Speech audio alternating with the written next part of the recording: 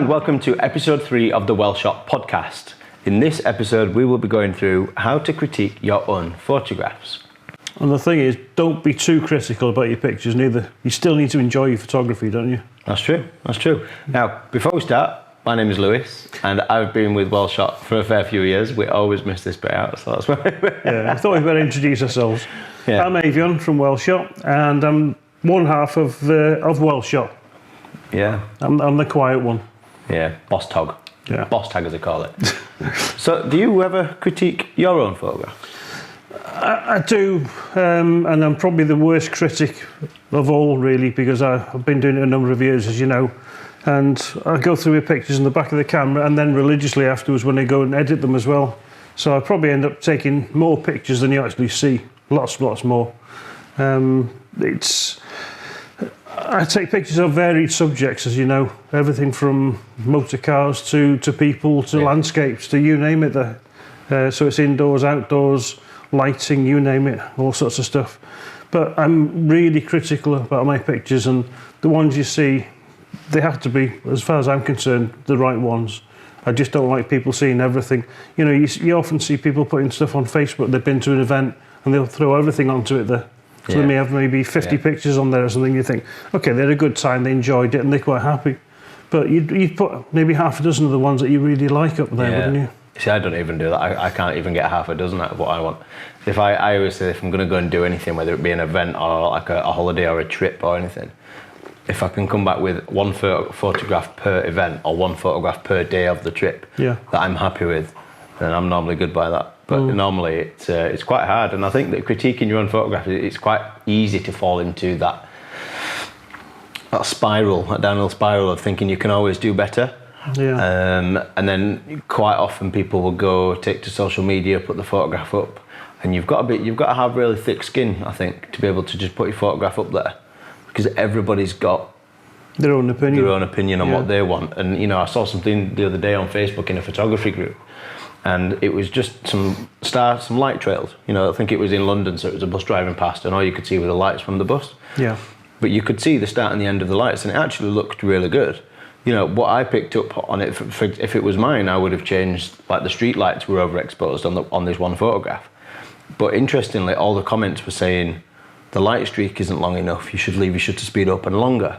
Okay. No one picked up on the lamppost, and I assume the photographer themselves were quite happy with it. Yeah. And I actually thought the light streaks were perfect. But that within one photograph and one thread of comments, that was a perfect example of people saying, you know, you should have done it like this, or I would have done it like that. But at the end of the day, I think if you look back at something that you took 5 years ago and you only ever compare it to what you've done yourself and you're happy with it, and I think ultimately that's what it's all about, isn't it? I've recently been going through a lot of my old pictures and re-editing some of them.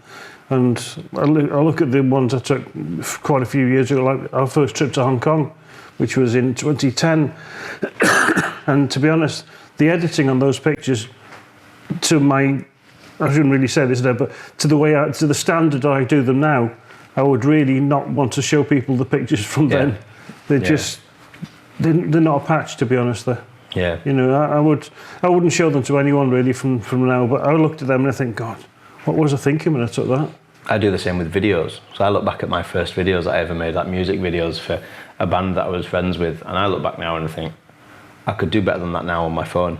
Yeah. And edit it better on my phone. Yeah. The thing is, the technology and equipment's moved on so much, and I think we've evolved quite a bit as well as far as the technology side goes. We understand how things work better, don't we, as well? Yeah. Yeah, and I think it's good, like, you know, I've just been thinking then as you were saying that, I suppose if you can look back at your own photographs and think, whoa, what was I doing? Or what was that? I would never do that. Then that in itself, I suppose, is a pat on the back for being able to say, well, you know, I feel like I'm a lot better than there. I'm more confident now. I know how to do that. I know how to do this.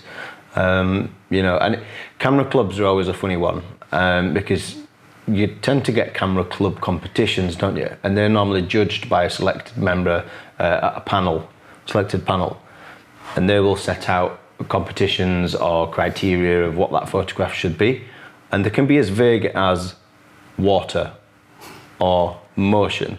You know. Or they can be really thorough in that you pretty much, they paint the picture for you and you've just got to go and capture it. I've seen so many people where they come back and think, well, you know, that I really liked it. It was one of the best photographs that I've ever taken. But yet the judge will absolutely gun them down and say, no, it's got this, it's too noisy, it's too that. When some people have actually put the noise in themselves to give it that feel, or they've deliberately framed it like they have, and yet they'll come back and say, no, it's not framed like this, it's not framed like that, it needs to be like that. And it can be quite disheartening, I think. Yeah. Many moons ago now, I put quite a few entries into competitions. I belonged to a number of clubs around North Wales at the time. This is before Welshot even started. And I remember putting one picture in, which was a black and white print, and it was from a steam rally, which was over at Bottleworth Castle. And it must be at least 15 years ago when I did this. And the entry was basically a black and white print of a couple of steam engines, and there were one of these small versions of the steam engine, so it was like a little ride going around the park. It was taking some kids for a ride. And I didn't actually have the ride going into the picture. I had it in the picture, if you know what I mean. It was bang in the middle, more or less. Now, I wouldn't do that now. I would leave it some space to go into the picture, so it's going from left to right or right to left. But one of the judges picked up on that, and they did comment on it. And I reprinted the picture, so I actually had some space on the side, because I used to do my own black and white printing at this time. And when I did that, I re-entered it into another competition, which was an open competition, and the judge slated that for not having it was too far over. So he got wasted space on the side. Well, that was the whole idea. So he had some space for it to go into. I think so. You know, you can't win them all. I think it's rare, isn't it, to have somebody with photo club, camera club competitions, that they stay within that camera club competition and they keep submitting. It's very rare you find anybody who will do that for years on end, because this happens all the time, from what I've seen anyway, where they'll go in, they'll submit the photograph, they might get one or two good ones, they get kind of comfortable with it, they keep submitting, and then eventually either one of the judges will turn on the panel, or they'll swap out or something, and then they'll get gunned down because they're not quite what the judge wanted, and then suddenly it's a bit of a shock to the system.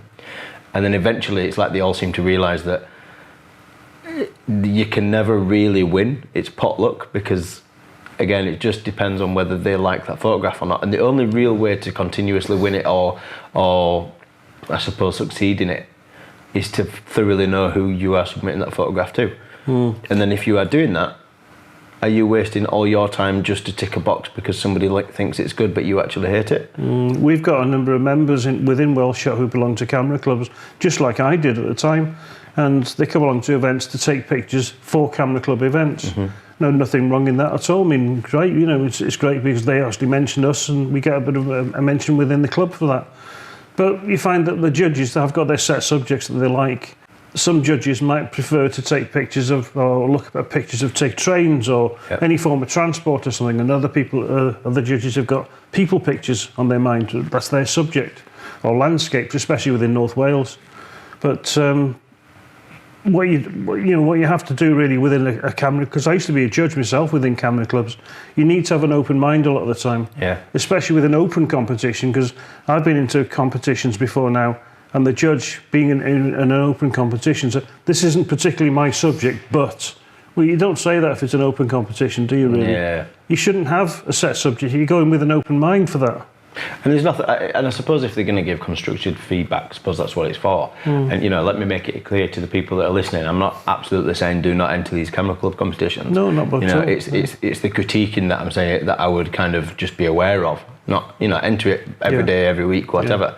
Because if nothing else, it gives you a focus or a new target to try and take a photograph of. If someone says water splash for next week and you've never photographed a water splash before, then it's brilliant and it keeps you focused and driven to do that. But I think you've got to be aware that sometimes the critiquing that comes back can be the total opposite to what you felt it was. But ultimately, if you're happy with that photograph, it's your picture at the end of the day. That's the main thing, that you took that picture because you liked it. And that's all that matters, really. As far as I'm concerned, I don't take pictures to please other people, I take pictures to please myself.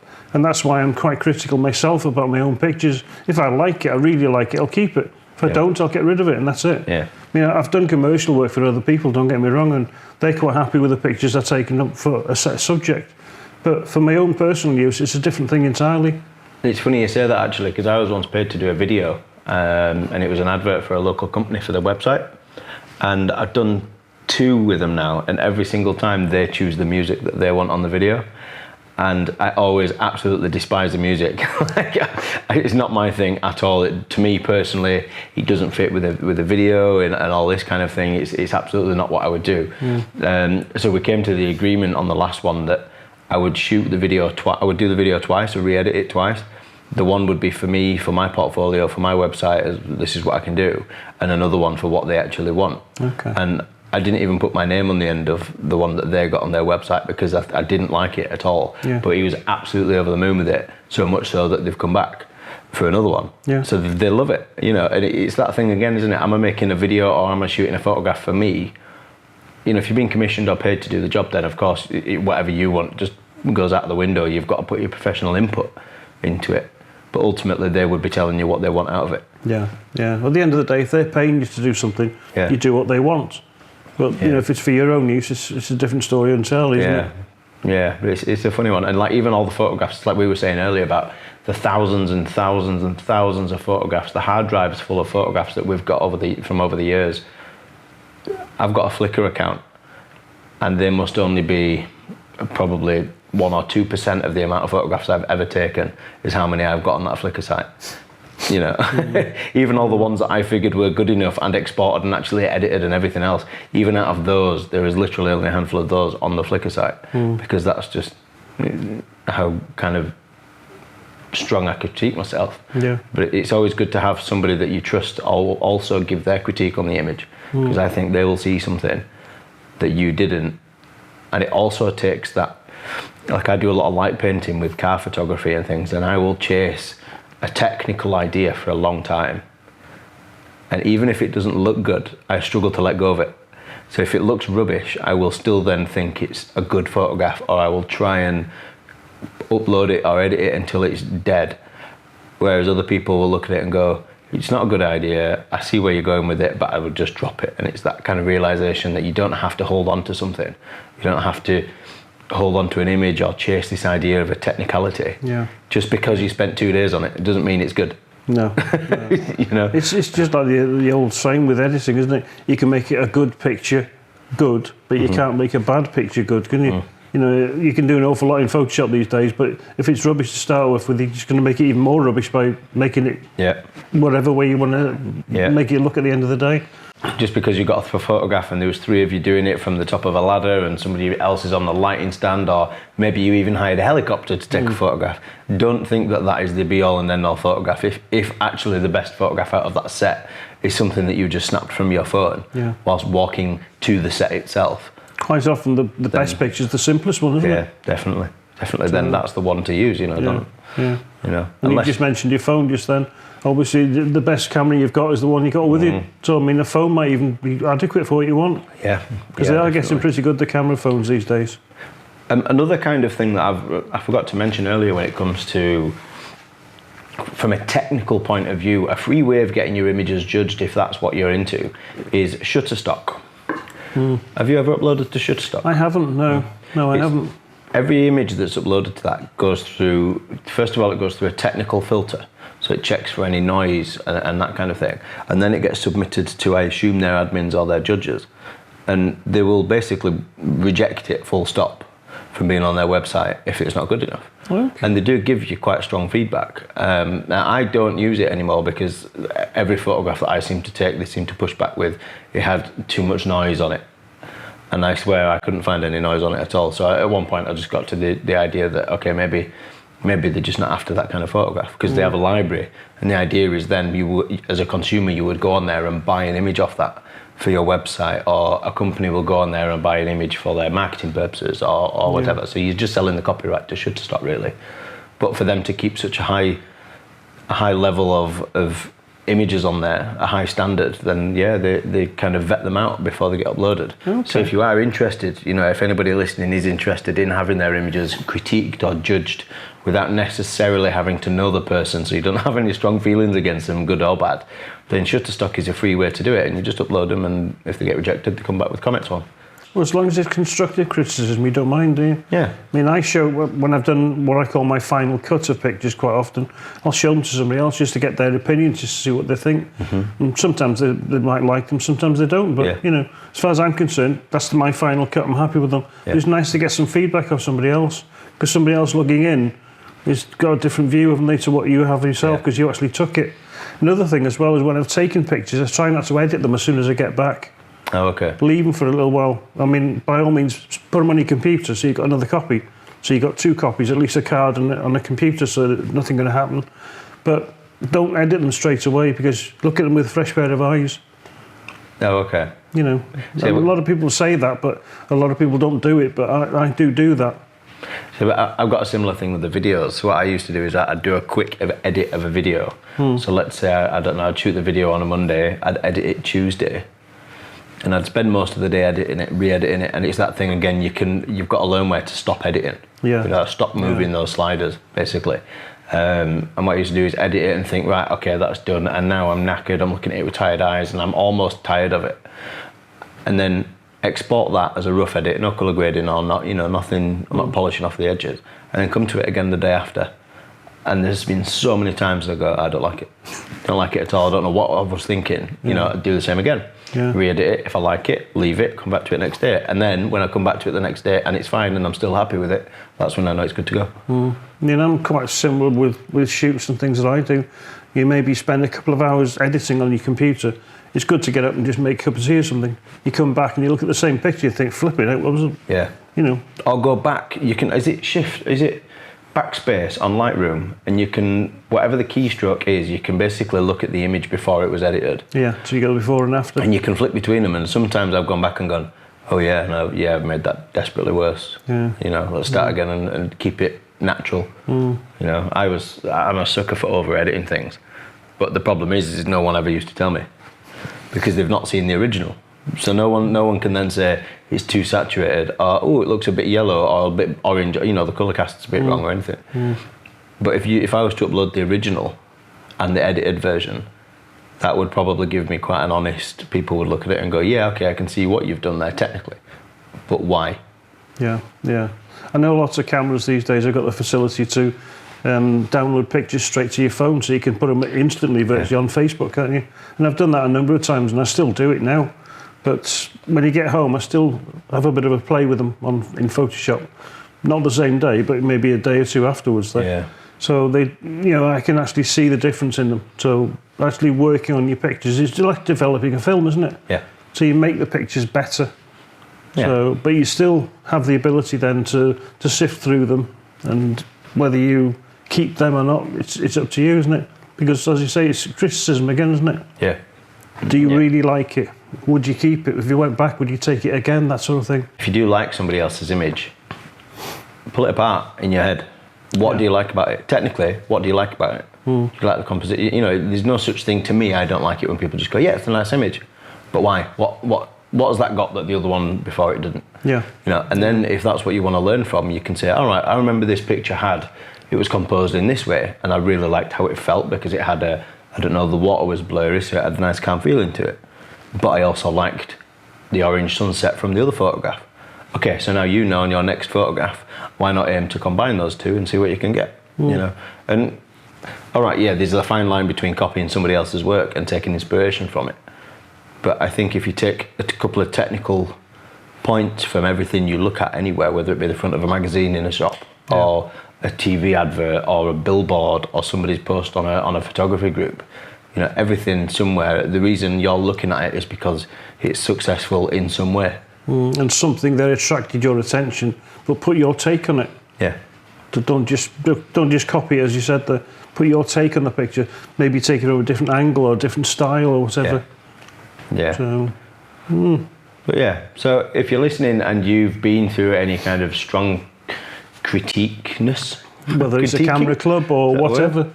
Yeah, if anywhere, whether you've entered competitions, you've had, you know, I would imagine you've had some firm comments on a Facebook user group somewhere, or, you know, how maybe you give feedback yourself. You know, let us know in the comments if you're watching on YouTube. If you are listening to the podcast, then make sure you go over to YouTube and find us. Just search Welshot into the YouTube search bar and you'll see us there. But yeah, give us some feedback. This is a two-way conversation here. You know, I want to know what you guys are seeing or whether there's any points that we've missed. We've done occasionally the odd evening with our Welshot Academy evenings on criticism of people's pictures. And the way we tend to do it is bring a few images on maybe a memory stick, load them onto the computer, and nobody knows whose pictures they are apart from the one that's taken them, obviously. Okay. Yeah. So we just criticise the pictures there in their own way, and then that way you're not actually picking on anyone by doing that. You're actually giving some sort of criticism, which is a creative sort of feedback, which is the way you would have taken it. Yeah. How would you do it differently? If you were there, would you move the camera position or whatever? So at least that way, hopefully, you're giving that person who took it something a little bit to go back with, and maybe if they were going to take it again, take it a different way. Yeah, and I would say as well, if you are going to give somebody feedback, I would start by at least telling them something you like about the image. Yeah. Just to soften them up a little bit. You know, you don't want to go straight in with, why did you do that? That looks rubbish. And maybe if you can't find a nice way of putting that across, maybe say, you know, I've seen people put in comments before, I really like this.